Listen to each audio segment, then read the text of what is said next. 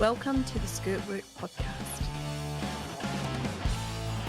Hello and welcome to SkirtWork. I'm Manda. And I'm Lisa Johnson. And here we are in the depths of winter in Sydney, and there's lurgies and all sorts of dreadful bugs floating all around, which has hit the SkirtWork podcast team. But we're back on track. And Lisa, we're going to talk about something quite interesting today. And would you like to kick us off? We're going to start off by talking about when do you know when you should retire? And we thought we would do that this week because we are recording this the week of the President of the United States not standing for re-election. So in effect, retirement. Most people are retired at the ballot box, but he has decided not to. So it begs the question whether, for whatever opinion you've got of that particular event, when do you know it's the time? Now, I would suggest in his time, it was obviously most of us don't have a media onslaught to get us to retire or resign. And it was very much, as I said, partly, I suppose, his choice, but a lot of external influences. But those of us in the real world, few people are very lucky that they retire by choice. So, for example, I can tell you my husband, when COVID really hit March 2020, we were all sent home from the office. Then he knew he wasn't going to be going back, and that just made the decision. He's in his 60s, and that was, so it was a little bit push comes to shove. But then there's other people that really don't have the choice of when you can retire at all. You've got to keep working. I think actually if you've got the choice to retire, you're quite lucky. And we are living through a cost of living crisis at the moment. And I know everybody's feeling that. It doesn't matter if you're poor or you're more wealthy. Everything is more expensive. And if you've got a mortgage, oh yes, that's definitely more expensive. And I was thinking when this topic was put to us, I was thinking about how lucky you are if you decide to retire. And one of the questions I asked myself is like, who doesn't have that opportunity? And I was thinking about it in terms of myself, but in terms of something that's quite common in society, and that is that the biggest age group that enter divorce is people aged between 45 and 49. And so if you're in a long-term relationship, a marriage, and you get divorced, the normal process is you split the assets and then you go on. And if you're lucky and you're in a position that you can buy another house, you'll go and buy it, but you're now going to have a mortgage. And Lord knows if you're in Sydney, it's going to be a significant mortgage. So you could be a woman in your mid-40s who is now looking at a $300,000, $400,000 mortgage. And in addition to that, women are primarily the carers of the children. And so have probably stepped out of the workforce. If you want to talk a more traditional, but irrespective, one partner tends to step back more than the other because you've got child responsibilities, and therefore your superannuation balance starts to decrease, and then you're left high and dry. But not even that. It's that even if you've been a career woman and you've got children, you're more likely to still have the primary responsibility for the children post-divorce. Now, that's not always the case. I'm going to be 100% honest there. We're speaking in quite general terms, but more often than not, the women have the responsibility for the children. And what's interesting in Australia when we, and it's something that doesn't get talked about enough, is child support debt.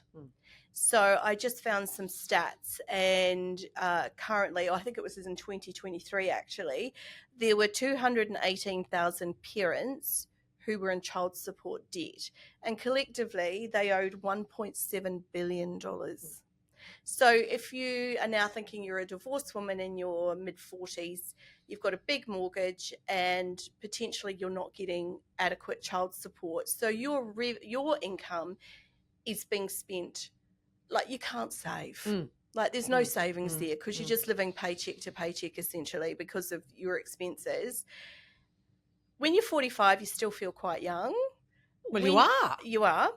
Add 10, that's well into my rear view mirror, let me tell you. Add 10 years to that, and now you're in your mid-50s. You've still got a significant mortgage. Hopefully the children have generally aged significantly, so you have less expenses there. But you're certainly not in a position where you can go, oh, I've got enough money to retire.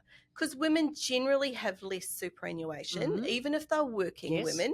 If they've got children, they generally have less superannuation than men do.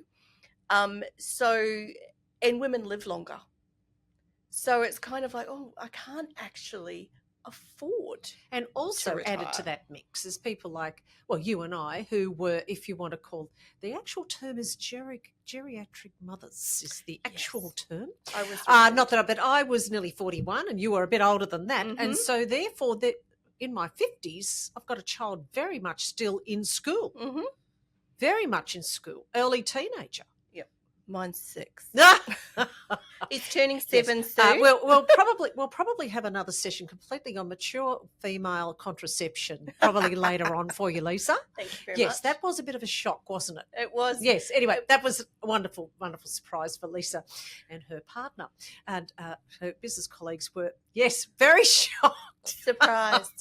Anyway, that was lovely. So you're right. So and also because. Well, if you've had the children and then you're working part-time, which means your income's lower, so therefore your superannuation, if you want to talk about super as well. And also I was reading an article only last week, is that the path to affluence, and affluence has a very different meaning all over the place, but if you want path to affluence, is once you've paid a mortgage off. So people can't even get onto getting the mortgage in the first place. But really, your discretion. It was a very interesting article. I mean, I'm segueing here a little bit, but it was about once people that do have discretionary income, because they have paid a mortgage off, aren't spending it, retail shot to bits. It's more on experience, and that's why travel's just gone ballistic and it's above pre-COVID levels. So that was a whole different article. I thought that was quite interesting. But nevertheless, but getting back to that, it's so therefore, but the other thing too, you get to a certain age and a bank won't lend to you anyway. Yeah, that's absolutely. Irrespective about your age, based on your age, irrespective about your income, they won't even. So, at my age now, if I needed to go off and get a mortgage, there is no way at the age of 62 they're going to lend me anything. A mortgage anyway, because they're going to say you're not going to be around 25 years' time. Well, it's an interesting one, isn't it? Because you think about the average mortgage, because we're based in Sydney. If you think about the average mortgage in Sydney at the moment, and I think it's about $750,000, which is mind blowing. Oh, I have no idea how you service a mortgage that large. Like it's beyond my brain to work out. Let's just say you definitely can't normally do that on a single income. Yes, without a doubt. You definitely 100%. need a double income to do that. But at that level, the chances are, even if you were in your early 30s and you've got a $750,000 mortgage, there's a very good chance you're going to get to retirement and still have that mortgage, which is a very different proposition from your parents, even my parents. Yes. They, there was that expectation that the mortgage would be paid off in quite a reasonable time, and that by the time you got to retirement age, which in Australia is currently 67, that's when you can get the pension. That's why we're using that term. It's not that 67. That's right. You can retire at 47, 37 or even 27. But there are rules about if you want to access super and all that kind of thing. Yeah. Yep. So let's just say, by the time people of an older generation would get to that 67 or that moment, they would be mortgage free. And so when they're drawing down on their superannuation or they're getting the pension, there's not this expectation that a part of that needs to go and fund that housing cost. Or they haven't had to touch the pension at all. I think I've mentioned before, my father retired in the 80s and interest rates were horrifically high. But if you're retired, I don't think he even needed to touch his super because the bank account was, it was 15 or 16%. I mean, the mortgage rates were 17 and 18. I remember that. But you're right, they didn't have to. But so, of course, now that then puts a lot of strain on our social security or welfare situation. I mean, it's not a bottomless pit of money that the government can offer as well. No. So it's so they're having to use that instead of, if you like, if they've had some, and we're not financial experts here, but some equity in their home because they've paid it off. They've got to look elsewhere. And can't pay one of those mortgages off on a pension, Lisa. And I think that's one of the things that, and this has been happening since when superannuation got brought in, is that young people don't understand the value of that superannuation. I was just talking to our very good friend Madeline here, who's our producer, all about that, because she's 24. And I just said that I know you look at me and you think, I'm never going to be as old as, well, I hope she's as old as me one day. But it just doesn't factor, because there's, and understandably so. And I said, it's really only been in the last, 15 years that I've even taken it seriously. Exactly right. Because there's all these other things you've got to pay off first. Exactly right. And like, I understand the logic, or the question is, should people be able to draw down on their super to buy a house? Because the reality is, at the moment in Australia, and particularly in Sydney, investment in property is giving you a fantastic return. You just can't realise it until you're able to sell it. That's right. So it's an asset. It's lovely. I'm worth all this money. Well, asset rich, cash poor. It's always been a bit of a line. That's the situation that you're in. But they don't really get the value of it. And they're not really understanding what it's going to mean at the end of the day. And I'm actually shocked when you look at what the average super fund levels are for people. It's so low. Yes, well, exactly. And they released that not long ago, and because you always think, I don't work the hours that I used to. I'm very much part-time these days as transition to retirement for myself. And you're always thinking, God, well, you don't know how long you're going to live, and you're going to have enough, because it's a big shock knowing there's not the regular income to actually retire. And so you think, well, am I going to have enough to last me? Yeah. And women do live longer, and good. Oh, yes, more power to us, that's for sure. Good. But you're exactly right. And so that, well, I certainly know with certain insurances is why, that can be bumped up a fair bit, the premium for females, because they know they're going to be having to pay it out a lot longer, for women as well. But it's interesting. So that whole idea of when do you know to... Well, as I said, you've got some people that are still working that don't need to keep working, but they find it. We've talked about that before. About I was a nurse she retired, because she would have been exhausted, and then found that, well, what do I do now? And also we do know, well, also because people have had to service these mortgages in their lives, that really I know a few people that have worked so very hard, there's not much else that they do. So they're really good at their work, and so work almost becomes a hobby as well, so they continue working. So I suppose you've just got to kind of know when your use-by date is, really. I would hate there to be a situation where other people determine when your use-by date is, but of course that happens all the time. It's life. But I do think about, so if I'd thought about my grandmother, and one of the most important people in my life, she worked up until retirement age.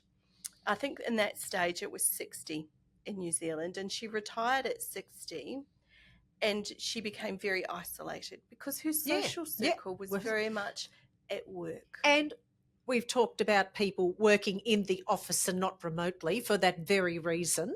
Segue. Yeah, she it's good. That was her contact with the world. That was her contact with people.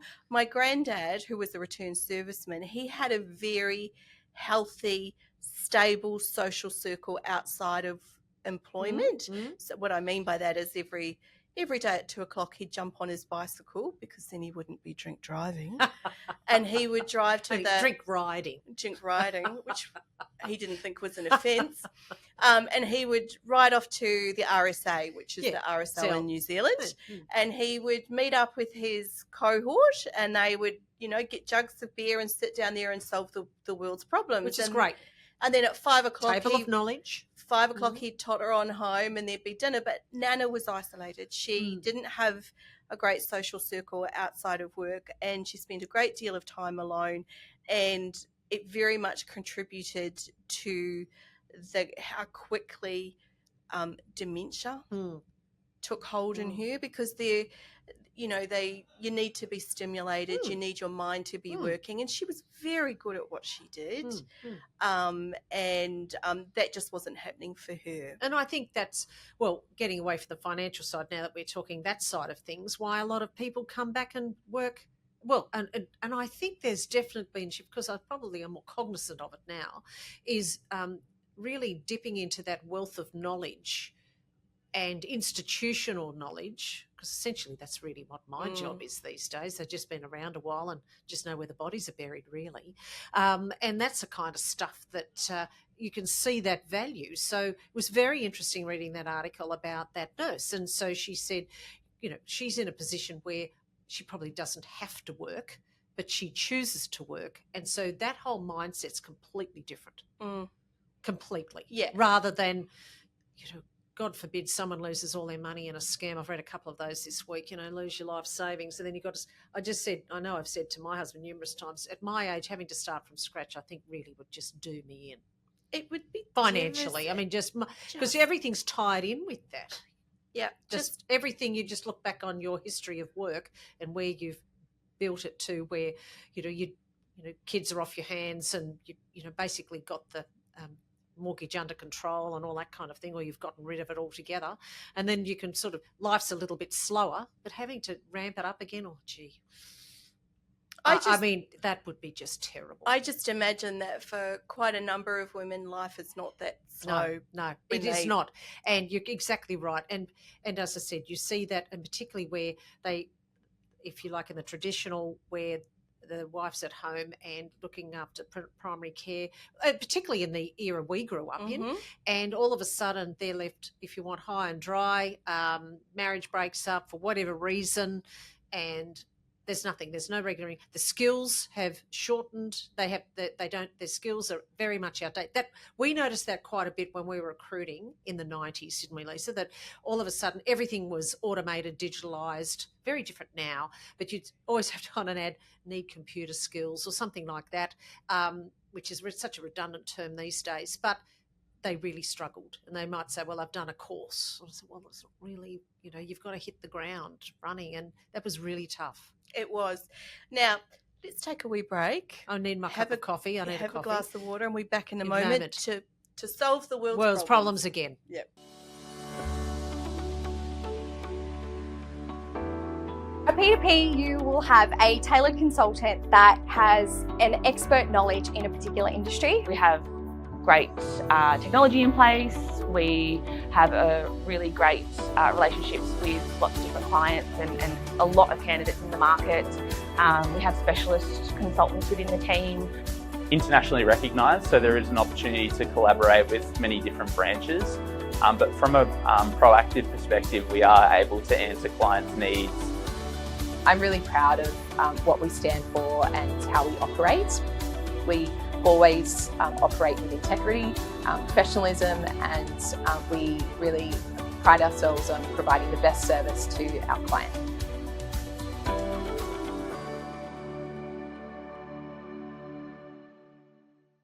And we're back. And I think it's interesting, Lisa, just having a chat about it, that knowing, as I said, knowing when to retire, but it's something for people to think about. And as I said, our very good friend, colleague here, Madeline, who is 40 years younger than me, was thinking, well, it's so far down in the distance that, and I agree, when I was 24, absolutely the same for me. But I was just saying the analogy of, when you bring a newborn baby home, you think, I am never, ever going to sleep ever again. And how do I not kill this little thing because, gosh, I'm responsible. And next thing you know, they're leaving school. They're graduating high school or uni. And you think, where did that go? I think you don't think about retirement until you can see the horizon. And, I just think that we're living in interesting times. I think when some of the systems that we live with were put in place, they didn't envisage house prices or mortgages being as large as what they are today. Life longevity, like the life expectancy has grown over that time. And there is, I think any government grapples with this on life expectancy and how we support aged care and as people get older. And I think we live in very interesting times. And, you know, if you haven't looked at your retirement, you know, make sure you're paying into your super fund, or make sure your employer's paying into your super fund. Right. It's not a joke. No. Because that could be the difference between you eating or not eating in 30 years' time. Well, that's right. And look, the one thing that being and those people that sort of, I was also saying to Madeline, that if you're in a profession and you're a salary earner and you are not an award earner, a salary earner, and invariably you'll be able to top it up in the last sort of decade, if you want to pick a time frame of your working life, to the levels that you can. But of course, the super guarantee levy in Australia was brought in because not everybody had the means to do that. And as I said, there's wonderful talking about retirement, and that's absolutely fantastic, and it's a whole new world for people. But to get there, we need to be cognizant of the fact that not everyone's got that choice, and that to even get there, they can't even envisage it. And for all sorts of different reasons that life has thrown through no fault of their own, stuff happens. Yep. As well. And so, look, I was thinking, we finished today's episode, that we haven't talked about things that we're reading, watching, and listening to. Would you like to kick us off there, Lisa? Well, I am going to kick off with something that is going to get you very excited, because on your advice, I started listening to Bronwyn. Oh, yes. The Hedley Thomas podcast. So Hedley Thomas is a bit of a superstar in Australia. He is a journalist, and he assisted in solving a cold case of over 40 years. And he's very much looking at women that go missing, that all of a sudden just want to leave their children that they dote on and go missing, and they need a break. And that's what I actually want to talk to you about, because it's a big thing in the Bronwyn podcast. And if it's on Spotify, and you can listen there, and there's about 9 or 10 episodes now. Yeah, and I've just finished episode 4. And the same message comes through. As the coincidences are just extraordinary. They are, but the same message comes through. This is a woman who doted. Not only did she dote on her own children, she doted on her stepchildren as well. That's right. Yeah. So she didn't treat her stepdaughter any differently to her children. She loved them all. She was very passionate about her children. And how does it just blows my mind. I sent you a message saying the coincidences are mind-boggling. And the coincidence we're talking about is a case where a woman called Lynn Sims disappeared 40 years ago, completely doted on her daughters, had difficulty in having a family. So when she had her 2 daughters, and she disappeared without trace. Well, her husband is now doing life. 23 years, which, given he's in his mid-70s, is like he was convicted. He's a convicted murderer. He appealed. He was unsuccessful. So he's in the big house until his mid-90s, which because of it was they never found her body. We should just say, for people that aren't aware of it, never found her body. But when you put all the so-called air quotes coincidences or the circumstances together, judge-only trial, found guilty. And there are so many coincidences with this Bronwyn similarities case. Extraordinary. And what really, I think, angers me about it is that the police at the time, and we're not talking the 80s now, we're talking the early 90s. The other one was 10 years earlier. We're talking that they just blithely accept this argument that she ran off. It's the same with Lynn Sims, because the husband that's incarcerated was a well-known rugby league player in the Northern Beaches of Sydney. I was living on the Northern Beaches of Sydney. I vaguely do remember when this occurred. And it was in those days, men are men and women should be glad of it era. And the coppers at the time thought, they're footy players, they're good blokes, that could never possibly happen, and just took no statements and just took the word of the husband, now convicted murderer, that she ran off. and the story changed and the timeline changed. And when you put it all together, but they didn't have a body. And so they never brought it to court.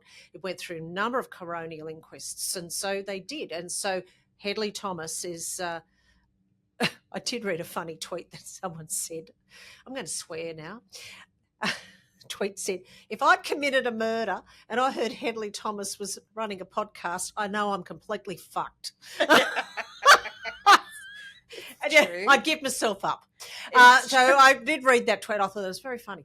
But nevertheless, it's still very much ongoing. But I'd commend it to everyone. The first one's called The Teacher's Pet, which became a bit of a worldwide sensation.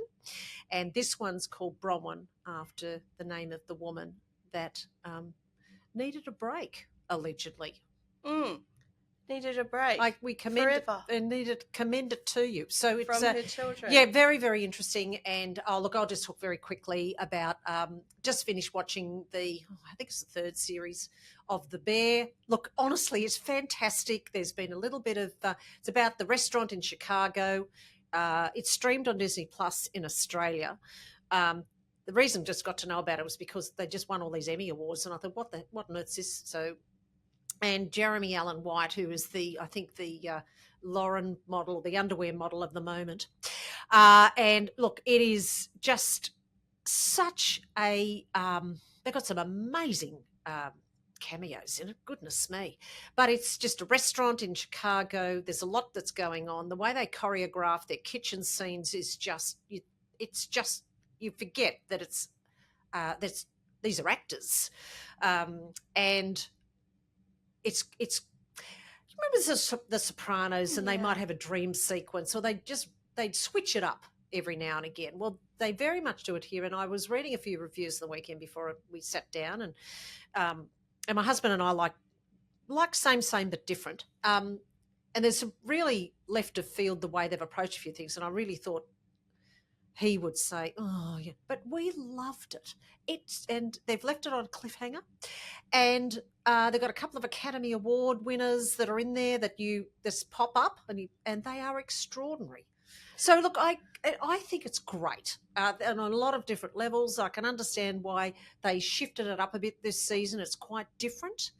But there was a few backstories they filled in and that kind of thing. Anyway, look, I think it's great. Bear is the name of the restaurant. It's a shortened version of the main character's name, hence that's why it's called The Bear. I've watched a number of episodes from the first series, and I couldn't understand why they describe it as a comedy. Yes, well, don't worry. We had this discussion last night that it's under the Emmy. Yeah, look, it's very dramatic. There's a few light-hearted moments, but overwhelmingly it's a drama. Like, I'm not laughing. There's a lot of subject matter you do not laugh at. Very complicated lives, yes, and complicated relationships. Yeah, it's no, I would not. And they pack a lot into, I don't know how long an episode is, about 35 minutes. Boy, they pack a lot in there. It's got some breakout stars. The young woman that's now won a few Emmys, that's the lead. She's just terrific. And I didn't know much about Jeremy Allen White. I mean, a few people said, oh, I didn't know. He's excellent. And, they have extreme close-ups. And the emotions that are running through them. Anyway, look, apart from that, you've got to enjoy it. And we really enjoyed it. Jamie Lee Curtis, honestly, that woman is a national treasure. She is unbelievable. And there's another Oscar winner in there too, but I won't say anything now. But look, anyway, it's set in Chicago, which is kind of nice. It's not just New York. And it's got a lot going on. Anyway, I commend it if you haven't seen it. Anyway. Yeah, I'll give it another go because I did find it quite intense. Yes, we watched, it's interesting, it's more Simon than me, but he will say, well, we've watched 2 episodes. We can't really do more than that because it is very intense. Oh, but look, even if you don't, it's not your thing, and that's fine, but it's different. And it's not a cookie cutter thing. And I like stuff that's original and that's different. And it's that. And there's no superheroes. Have I talked about Colin from Accounts? Yes, we have talked a bit about that. I can't get into that, I whereas really the men like in my it. household love it. I But it's a really wonderful like Australian it. thing. I think they're up to a second or third series now. Second Second, and series. I have it. Look, I'm the Game of Thrones person, the only one in the world that just think, no, I'm not into flying dragons. Maybe Harry Potter, but not that. So it wasn't my thing. But look, I certainly appreciate. I sat through a few episodes of the first season. How original it is. I love the fact that they're Australian. There's a lot of really uniquely Australian humour. I love that. That other people have to learn about. It's like the Australian rake. I remember when they remade it, the American one, and I had to look. It was actually one of the news anchors in the States. She tweeted something, Greta Van Susteren, and she tweeted something about rake or whatever. And I said, oh, I actually messaged her. I said, do not waste your time. Richard Roxburgh, Australia, told her where it was on, I think it was on iTunes or something at the time. And she said, thanks for the tip. She replied, I went, there you are. But I thought, oh, look, Greg Kinnear, nice guy, don't get me wrong, but it's not a patch. So, but I think they might have needed subtitles and maybe a cheat sheet to explain the Australian humour. Yeah, and Colin maybe. from Accounts is a bit like that too. I'll tell you one thing that I absolutely love. Like, there's a movie coming out. I'm not sure when it's releasing. I think it's releasing soon, or it might be for the September school holidays, but it's upcoming, and it's an Australian movie, and it's called Runt. And it's about a little girl who gets a stray dog, and she trains him to go to Crufts. Right. And win $250,000 to save the family farm. Oh, it's a very Australian story. Great. And the thing I love about the Australian film industry is it's got this capacity to create absolutely amazing stories that make you want to stand up and cheer. Yeah, and also on probably quite modest budgets. Yeah. And it's that scenery. I have to admit, it's a little bit like, you know, when you watch an American show and all the people live in these really big houses and they've got gardens and they've got all this. Or massive apartments in New York. Yeah, they all live like that. And so, you know, ignorantly, you think that that's quite common. And then if you watch YouTube channels and you see what it's really like in Oklahoma, you're going, those people ain't living in those houses. No. I don't know who those people were, but I can see where the people in Oklahoma are living, and they're living in very normal houses. Yes. I do feel sometimes that the same thing can happen with Australia, like that some of the shows, everybody lives in amazing Queenslanders. Yeah. I would love to live in an amazing Queenslander. But just the Australian film industry is amazing. Stan every year, so Channel 10 Stan, they bring out a Christmas movie every year. And there was one a couple of years ago, same thing. It was, you know, the stories of this guy who steals something and he ends up dressing up as Santa and finds himself on this farm. Oh, that's right. And he thinks that there's stolen goods buried there. So and the kids think he's Santa. And so it's just this amazing Well, I was movie. only just complaining the other day that there's really nothing on at the movies that I'm interested in because this is obviously the back end of the writer's strike. So we need to get through that first before I can get back to them, you know, because there's a bit of a dearth of movies. And no, I'm not a Deadpool gal. But I'd have to say this. So I'm waiting for the big movies to come back, or the critically acclaimed, so to come back. And on that cheery note, we're going to wrap it up for this week. Right. So think about retirement. There's a few things recommended there you can listen to and watch that Lisa and I really recommend. And we'll see you next week. Bye. And of course, if you would like to listen to the SkirtWork podcast, you can find us anywhere where you get your podcasts. And you can also watch us on YouTube, heaven forbid. Lisa and I would much prefer this to be audio, but no, we're being videoed as well. So please subscribe, send us a comment. We would love to hear from you.